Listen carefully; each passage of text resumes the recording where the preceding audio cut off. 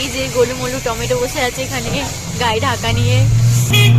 চলো, মনে হচ্ছে মদ খেয়েছিস। আমরা ট্রেন 6টার ট্রেনটা পাইনি, মিস করে গেছি। যার জন্য অপেক্ষা করছিলাম এই যে তার দেখা মিলল। লেগেছে আদেও বিয়ে বাড়ি পর্যন্ত পৌঁছাতে পারবো নাকি সেটা না পৌঁছানো অব্দি এখনো বলতে পারছি না শিওর। সবগুলোর মধ্যে থেকে এই ল্যাম্পশেডটা ভীষণ সুন্দর লাগছিল, তো আমরা এটা নিয়ে নিয়েছিলাম। এমনিতে আমার খুব পছন্দ রাত্রের বেলায় কোথাও যেতে আর কি, বাস স্টেশনে বসে থাকতে। চলো ফাইনালি আমরা পৌঁছাতে পেরেছি বিয়ে বাড়ি।